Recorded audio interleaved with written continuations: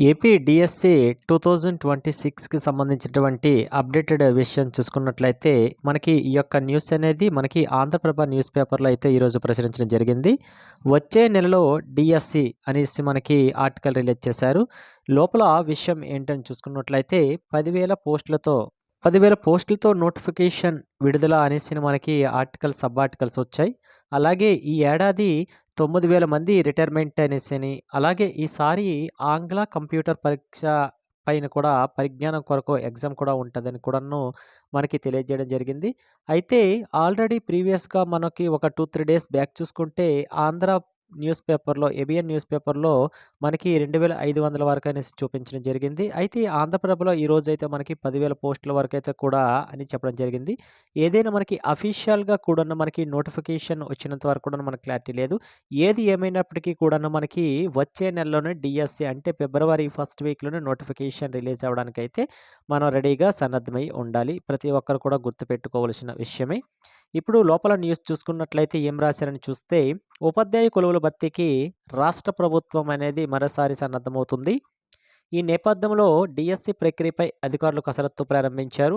అంతా సజావుగా సాగితే మనకి ఫిబ్రవరి రెండో వారంలో నోటిఫికేషన్ విడుదలయ్యే ఛాన్సెస్ అయితే ఎక్కువగా కనిపిస్తున్నాయని కూడా చెప్పడం జరిగింది.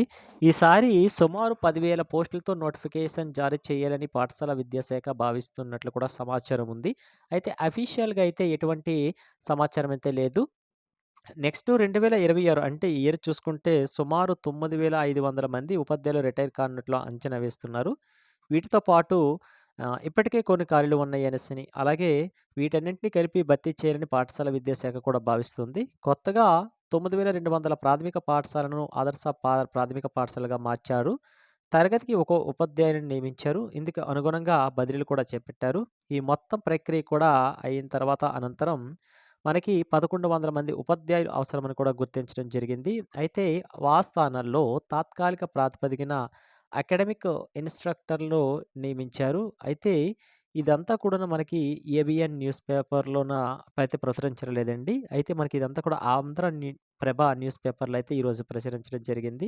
దీనికి సంబంధించినటువంటి అఫీషియల్‌గా కూడాను మనకి ఎటువంటైనా ఒక అఫీషియల్ నోటిఫికేషన్ రిలీజ్ అయినంత వరకు కూడాను మనకి ఈ యొక్క ఈ వేకెన్సీ అనేది కొద్దిగా కన్‌ఫ్యూజన్‌గా ఉంటదండి. ఎందుకంటే 2, 3 డేస్ బ్యాకే మనకి 2,500-3,000 మధ్యన ఉండే ఛాన్సెస్ ఉందని చెప్పారు. అయితే ఈరోజు చూసుకున్నట్ల ఆంధ్రప్రభలో సుమారు 10,000 పోస్టులని కూడా చెప్పడం జరుగుతుంది. అయితే దీనికి సంబంధించిన వరకు కూడా క్లారిటీ ఉండొచ్చు. ఎందుకంటే యాస్ పర్ రూల్స్ ప్రకారంగా అయితే ఈ ఇయర్‌లో 9,500 మంది కూడా రిటైర్ అయ్యే ఛాన్సెస్ ఉన్నదని చెప్తున్నారు కదా! అయితే వీళ్ళ ప్లేసెస్‌లో గాని కొత్తగా రిక్రూట్ టోటల్‌గా ఎక్కడ కూడాను వేకెన్సీ ఖాళీ లేకుండా మన స్టేట్ మొత్తానికి చూసుకుంటే రిలీజ్ చేస్తే ఉండే ఛాన్సెస్ అయితే ఎక్కువగానే కనిపిస్తున్నాయి. అయితే వీళ్ళు అందరిని ఫిల్ చేస్తారా? లేకపోతే మళ్ళీ వేకెన్సీ గ్యాప్ ఉంచుతారా? అంటే కొన్ని ఖాళీలనేది మిగులుస్తారా? అనే విషయం అయితే ఇంకా పక్కాగా మనకి అఫీషియల్‌గా అయితే ఎటువంటి ఇన్ఫర్మేషన్ రాలేదు.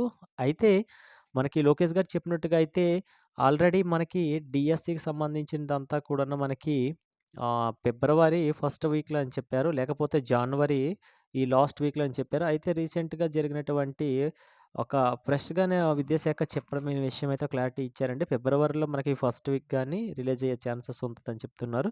అయితే ప్రస్తుతానికి ఇంకా టెట్ ఎగ్జామ్స్ యొక్క ఫైనల్ అవ్వచ్చు. అలాగే ఫైనల్ రిజల్ట్ అయితే అవ్వచ్చు. ఇవి ఇంకా రిలీజ్ అవ్వలేదు. అయితే ఇందులో క్వాలిఫై అయిన అభ్యర్థులు కేవలం మనకి నెక్స్ట్ డీఎస్సీకి క్వాలిఫై అవుతారండి. నెక్స్ట్ డీఎస్సీ రాయడానికి క్వాలిఫై అవుతారు. కొత్తగా నియమితులున్నారు. ఆల్రెడీ ప్రీవియస్‌గా రాసిన వాళ్ళైతే క్వాలిఫై అయ్యుంటే వాళ్ళు కూడా డీఎస్సీకి ఎలిజిబుల్ అవుతారు. అలాగే ఇన్ సర్వీస్‌లో ఉన్న టీచర్స్‌కైతే సుప్రీం కోర్టు ఇచ్చినటువంటి ఇన్ఫర్మేషన్ ప్రకారం అయితే వాళ్ళు 4 టెట్స్‌లో ఒక టెట్‌ని పాస్ అవ్వాలంటే అది ఇన్ సర్వీస్‌లో ఉన్న వాళ్ళైతే కొందరైతే ప్రస్తుతానికైతే క్వాలిఫై అయిపోయాం సార్ అన్నీ చూసుకున్నారు. వాళ్ళ రెస్పాన్స్ షీట్స్ చూసారు.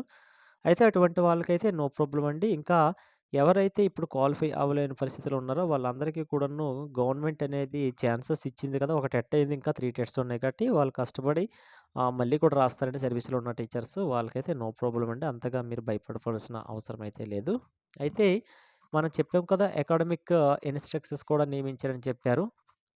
అయితే ఆ పోస్టులు సహా ఈ ఏడాదిలోనే ఉద్యోగ విరమణ చేయనున్న 9,500 ఖాళీలు కలిపితే టోటల్‌గా చూసుకుంటే 10,000 పోస్టులు పైగా ఉండవచ్చు. అంటే మరో మెగా డీఎస్సీ జాతర త్వరలోనే ప్రారంభమయ్యే సంకేతాలు కనిపిస్తున్నాయని కూడాను మనకి ఆంధ్రప్రభ న్యూస్ పేపర్‌లో రాయడం జరిగింది. ఇకపై నిర్వహించే డీఎస్సీలో అయితే ఆంగ్లము, కంప్యూటర్ పరిజ్ఞానంపై పరీక్ష ఉండేలా పాఠశాల విద్యాశాఖ భావించింది. అయితే ప్రీవియస్‌గా మనం 2 డేస్ బ్యాక్‌లో చెప్పాం కదండీ! ప్రతి ఒక్కరికి కూడాను మనకి ఇంగ్లీష్ ప్రొఫిషియన్సీ టెస్టు, అలాగే మనకి కంప్యూటర్ పైన మనకి ఎంతవరకైతే నాలెడ్జ్ ఉంది, దీనికి సంబంధించినటువంటి ఇది 2 కలిపి కూడాను ఒక పేపర్‌గా ఇస్తారని జరిగింది. తొలైతే మనకి టీజీటీ, పీజీటీకి సంబంధించిన వాళ్ళు మాత్రమే ఈ యొక్క కంప్యూటర్ ఎగ్జామ్స్ అనేది డీఎస్సీలోని అలాగే ఇంగ్లీష్ ప్రొఫెషన్ టెస్ట్ రాశారు. అయితే ఇప్పుడైతే ప్రతి ఒక్కరు కూడాను ఎస్‌జీటీ, ఎస్‌ఏ అందరూ కలిపి కూడాను ఈ యొక్క కామన్‌గా ఈ యొక్క ఎగ్జామ్ అనేది కండక్ట్ చేయడం జరుగుతుంది. ఆల్రెడీ విద్యాశాఖ ఇది అఫీషియల్‌గా అయితే చెప్పిందండి. ఈ విషయాలు మాత్రం పక్కాగా జరిగింది. ప్రస్తుత కాలానికి అనుగుణంగా ఇంగ్లీషు, కంప్యూటర్ పరిజ్ఞానం ఉపాధ్యాయునికి ఎంతో అవసరమని, ఈ 2 అంశాలపైన డీఎస్సీలో ఒక పేపర్ తీసుకురావాలని విద్యాశాఖ నిర్ణయించింది. ఇది అఫీషియలేనండి. ఇదైతే అన్‌అఫీషియల్ కాదు. ఆల్రెడీ అఫీషియల్ మ్యాటరే ఇది. అలాగే ఈ విషయమై ఇప్పటికే ప్రభుత్వానికి ప్రాతిపదికలు పంపింది. ఇంతవరకు డీఎస్సీ అంటే సబ్జెక్ట్ పేపర్‌లకు మాత్రమే పరిమితం అయ్యుండేది. ఈసారి మాత్రం టోటల్‌గా అయితే మారిపోయింది. అంటే సబ్జెక్ట్ పేపర్‌లకే పరిమితం కానీ ఆంగ్లము, సాంకేతిక పరిజ్ఞానం పైన ఉపాధ్యాయులకు అవగాహన అవసరమని ఈ నిర్ణయం కూడా తీసుకోవడం జరిగింది. ఏపీపీఎస్‌సీ ఇప్పటివరకే చేపట్టిన ఉద్యోగ పరీక్షల ఇంగ్లీష్ ప్రొఫెషన్ టెస్ట్ పేపర్ ఉండేలా చూస్తుంది. ఇదే విధానాన్ని టీచర్లకు కూడా వర్తింపజేయాలని ప్రభుత్వం భావిస్తుంది. అయితే వచ్చే నెలలో వెలువడే డీఎస్సీ నోటిఫికేషన్‌లోనే కొత్త పేపర్‌కు పరీక్ష నిర్వహించేందుకు కూడా విద్యాశాఖ ఉన్నతాధికారులు యోచిస్తున్నారు. అయితే నెక్స్ట్ వస్తున్న డీఎస్సీకి కంపల్సరీగా అయితే ఇది 100% అయితే వీళ్ళు అమలు చేస్తారండి. ఏదంటే మనకి ప్రస్తుతం ఉన్న ఇంగ్లీష్ ప్రొఫెషన్ టెస్ట్ అవ్వచ్చు, అలాగే కంప్యూటర్ పైన కూడా అవ్వచ్చు. ఈ 2 కలిపి కూడా ఒక ఎగ్జామ్ పేపర్ అయితే మనకి ఒక పేపర్‌గా కండక్ట్ చేయడం జరుగుతుంది.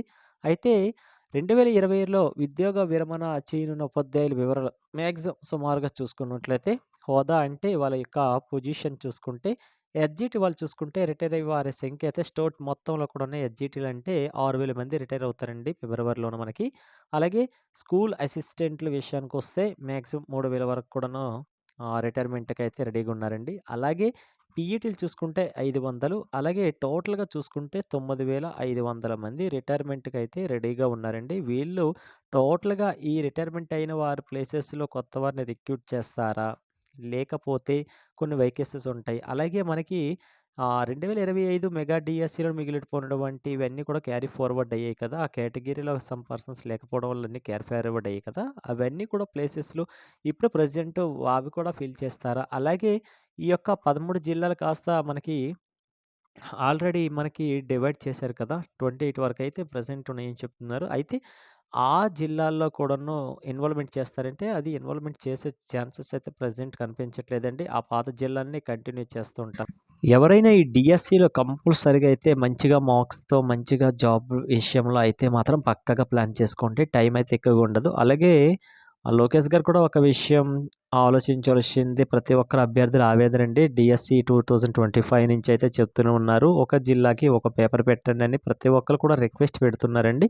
ఒక్కసారి సార్ దాని గురించి కూడా ఆలోచించి ఈ యొక్క ఉపాధ్యాయ వృత్తిలో స్థిరపడిన ప్రతి ఒక్కరికి కూడాను ఆ విధంగా ఒక్కసారి చూస్తే ప్రతి ఒక్కరు కూడా హ్యాపీగా ఉంటారు సార్. నెక్స్ట్ అనేది మనకి ఇప్పుడు ప్రస్తుతానికైతే ఎన్నికలు దగ్గరకు వస్తున్నాయి కాబట్టి గవర్నమెంట్ దీనికోసం కూడా ఒకసారి ఆలోచిస్తే మంచిదనేసి అభ్యర్థుల యొక్క ఆవేదనండి.